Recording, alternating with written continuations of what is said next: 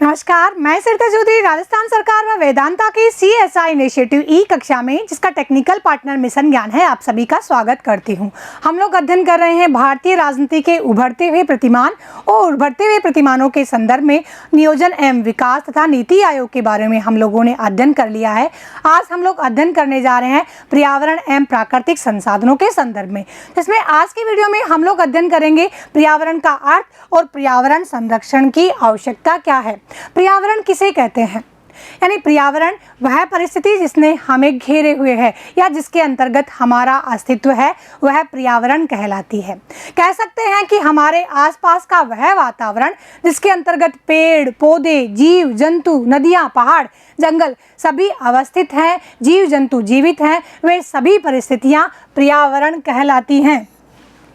तो पर्यावरण हमारा संरक्षण करता है, प्रकृति हमारा संरक्षण करती है। इसीलिए भारतीय संस्कृति के अंतर्गत प्रकृति को यानी धरती को माता कहा गया है। जिस प्रकार से एक बालक का लालन पालन या पालन पोषण करने का कार्य माँ करती है, उसी प्रकार से प्राणी का लालन पालन या पालन पोषण करने का कार्य प्रकृति करती है। इसीलिए प्रकृति को, पृथ्वी को माता कहा जाता है। भारतीय संस्कृति के अंतर्गत जीवों के प्रति दया रखने का भाव, प्रकृति संरक्षण का भाव, प्रकृति पूज्य का भाव प्रारंभिक रूप से ही है। पुराणों उपनिषदों के अंतर्गत प्रकृति को विविध रूपों में पूजा जाता है। यहाँ पर पेड़ पौधे, नदियाँ, पहाड़, सूरज, चांद, सितारे सभी की पूजा की जाती है। इसका महत्व इस रूप में है कि उन्हें धार्मिक महत्व प्रदान करके सामाजिक रूप के अंतर्गत इस प्रकार से अपनाया जाए ताकि प्रकृति का संरक्षण हो सके। तो जो धरती हमारा लालन पालन करती है, हमारा पोषण करती है, तो हमारा भी नैतिक उत्तरदायित्व है कि उसका हम पोषण करें, उसका संरक्षण करें। महात्मा गांधी ने कहा है कि जो प्रकृति हम लोगों को प्राप्त है वह हमारे पूर्वजों की विरासत नहीं है, अपितु आने वाली पीढ़ियों की अमानत है, जिन्हें हमें सुरक्षित सौंपना है। अतः प्रकृति के संरक्षण की आवश्यकता अपने आप में ही सिद्ध हो जाती है। बात करते हैं राजस्थान के विश्नोई संप्रदाय की, जो प्रकृति संरक्षण के लिए विख्यात है। और इसे विश्नोई इसलिए कहा जाता है कि प्रकृति संरक्षण से संबंधित इनके 29 सूत्र हैं, 29 नियम है, यानी 20 और 9, 29 नियम यानी 20 नोई। बिश्नोई इसीलिए इस संप्रदाय का नाम पड़ा है।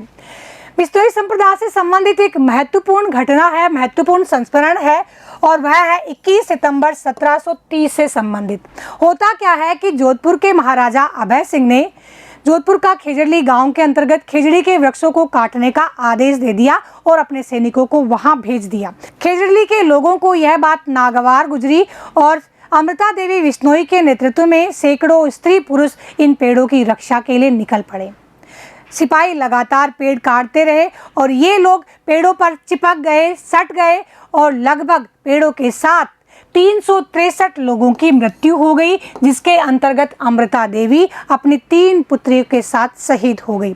इनका कहना था कि सिर काटे रूख रहे तो भी सस्ता जान, यदि हमारे सिर काटने पर, सिर के बदले पर रूख बच जाता है यानी पेड़ बच जाता है तो भी सस्ता जानो, यानी पेड़ हमारे सिर से भी अमूल्य है। इस प्रकार से ये जो बिश्नोई संप्रदाय की एक घटना है खेजड़ली गांव की, वह अपने आप में एक कहानी कहती है प्रकृति संरक्षण की। यह जो घटना हुई थी 21 सितंबर की, उस दिन मंगलवार था, तो इस दिन को काला मंगलवार के रूप में वहाँ के लोगों के द्वारा मनाया जाता है। और आज भी खेजड़ली के इस गांव में अमृता देवी की याद के अंतर्गत वहां पर मेले का आयोजन किया जाता है। अमृता देवी बिश्नोई की याद में पर्यावरण संरक्षण प्रेमियों को पुरस्कार प्रदान किया जाता है। तो इस प्रकार से कह सकते हैं कि प्रकृति यदि हमारा संरक्षण करती है तो प्रकृति के संरक्षण की आवश्यकता अपने आप में स्पष्ट हो जाती है। लेकिन फिर भी आज बदलती हुई परिस्थितियों के अंतर्गत प्रकृति के संरक्षण की जो आवश्यकता है वह और अधिक गहन हो जाती है और अधिक महत्वपूर्ण हो जाती है। तो हम लोग चर्चा करते हैं कि प्रकृति के संरक्षण की या पर्यावरण के संरक्षण की आवश्यकता क्या है। देखो, आवश्यकता किसी चीज़ की या किसी बात की तब बनती है जब समस्याएं उत्पन्न होती हैं। जब मनुष्य अपना दैनिक जीवन बिल्कुल परंपरागत तरीके से व्यतीत कर रहा था तो प्रकृति के संरक्षण के साथ, प्रकृति के साथ उसका पूरा संतुलित स्थापित था, तालमेल स्थापित था। लेकिन बदलती हुई परिस्थितियों के कारण जब मानव विकास के पायदान पर आगे बढ़ने लगा है तो ऐसी अनेक स्थितियां आने लगी हैं जो प्रकृति के विरुद्ध है, प्रकृति के अस्तित्व के खिलाफ है। इसीलिए आवश्यकता महसूस होती है प्रकृति के संरक्षण की। जैसे कि औद्योगिकीकरण है, बढ़ते हुए उद्योगों के कारण प्रकृति का क्षरण हो रहा है। हमारे वायुमंडल में, हमारे वातावरण में कई प्रकार की जहरीली गैसों का फैलाव हो रहा है, जिससे मानव का तो जीवन दुर्भर हो ही रहा है, प्रकृति का भी अस्तित्व विनाश हो रहा है, प्रकृति के अस्तित्व का भी विनाश हो रहा है। इसी प्रकार से बढ़ता शहरीकरण, लोग बाग गाँवों को छोड़कर शहरों की ओर पलायन कर रहे हैं और बढ़ते शहरी दायरे के कारण अनेक प्रकार की समस्याओं का सामना प्रकृति को करना पड़ रहा है। जहाँ पर बहुत अधिक जनसंख्या में बड़े बड़े शहर अवस्थित हैं, शहर बसे हुए हैं, वहाँ पर उनके संसाधनों की पूर्ति के लिए प्रकृति का अधिकतम दोहन किया जाता है।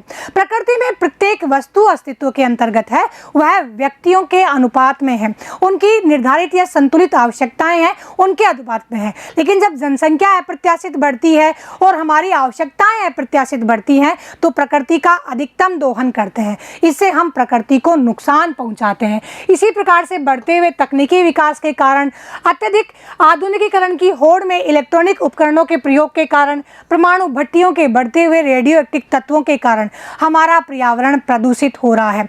बढ़ती जनसंख्या ने इस समस्या को और भी अधिक बढ़ा दिया है। जनसंख्या बढ़ने से आज यातायात के साधनों में अत्यधिक वृद्धि हो गई और यातायात साधनों से निकलने वाला धुआं पर्यावरण को प्रदूषित करता है और इतने ही हमारे जो ऊर्जा सोर्सेज हैं उनका अत्यधिक दोहन होता है।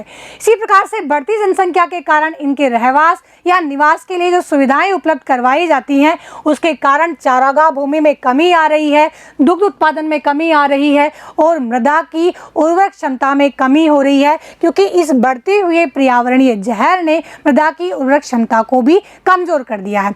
आज व्यक्तियों के पास पीने के लिए पानी उपलब्ध नहीं है, जल की कमी भी निरंतर हो रही है।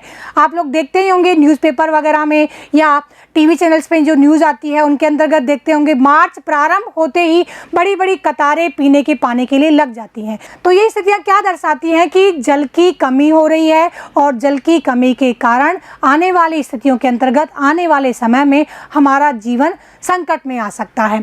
संयुक्त राष्ट्र संघ की एक रिपोर्ट है 2016 में जो उन्होंने प्रस्तुत की और इसके अंतर्गत बताया कि विकासशील देशों की 1 अरब 20 करोड़ जनता को स्वच्छ जल उपलब्ध नहीं होता। इसी प्रकार से उसे पीने का साफ पानी उपलब्ध नहीं होता, जिसके कारण 30 लाख लोगों की प्रतिवर्ष मौत हो जाती है।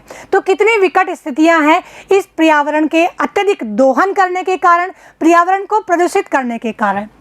देखिए यहाँ पर है, ये जो पृथ्वी पर जल की उपलब्धता है उसका स्तर दिखाया गया है। अर्थ वाटर सप्लाई, जिसके अंतर्गत जो फ्रेश वाटर है वह गहरे नीले कलर के अंतर्गत है, जो केवल 1% है। यानी हम लोग इसे जब पीने के लिए, खाने के लिए या विभिन्न नहाने धोने, पशु पक्षियों को पिलाने या खेती करने में इसमें उपयोग करते हैं तो वह 1% जल है। इसी प्रकार से 2% जल है पृथ्वी पर, वह है ग्लेशियर्स में, यानी जो ध्रुव है वहाँ पर बर्फ़ के रूप में जमा हुआ है, ग्लेशियर्स में जमा हुआ है, बर्फ़ जमी हुई है।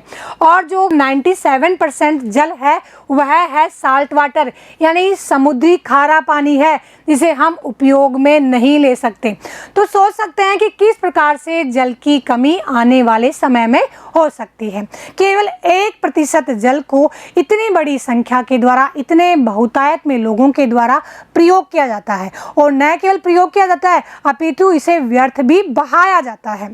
तो पर्यावरण संरक्षण की आवश्यकता इस रूप में अपने आप में सिद्ध हो जाती है कि यदि प्राकृतिक संसाधनों का इसी प्रकार से हम अत्यधिक दोहन करते रहेंगे, प्रकृति का इसी प्रकार से संरक्षण के लिए हम लोग अवहेलना करते रहेंगे, उसकी प्रकृति संरक्षण पर ध्यान नहीं देंगे, तो वह दिन दूर नहीं जब हमारा अस्तित्व संकट में आ सकता है। देख सकते हैं और समझ सकते हैं कि पर्यावरण संरक्षण अपने आप में कितना महत्वपूर्ण है। यदि प्रकृति का संरक्षण मनुष्य के द्वारा नहीं किया जाएगा और इसी प्रकार से विकास की दौड़ में अंधाधुंध दौड़ा जाएगा तो आने वाले समय में जो प्रकृति हमारा लालन पालन या पालन पोषण करती थी उसके पास संसाधनों का अभाव हो जाएगा, और जो संसाधन बचे होंगे वह भी विपन्न अवस्था में बचे होंगे और वह भी क्षरण अवस्था में होंगे, प्रदूषित अवस्था में होंगे। तो इस प्रकार से हमारी ये प्रकृति हमारे लिए मौत की कब्रगाह हो जाएगी।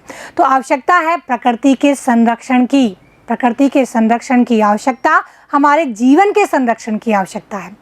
अगले वीडियो में हम लोग मिलेंगे ग्लोबल वार्मिंग के साथ। तब तक के लिए विदा दीजिए। जय हिंद, जय भारत।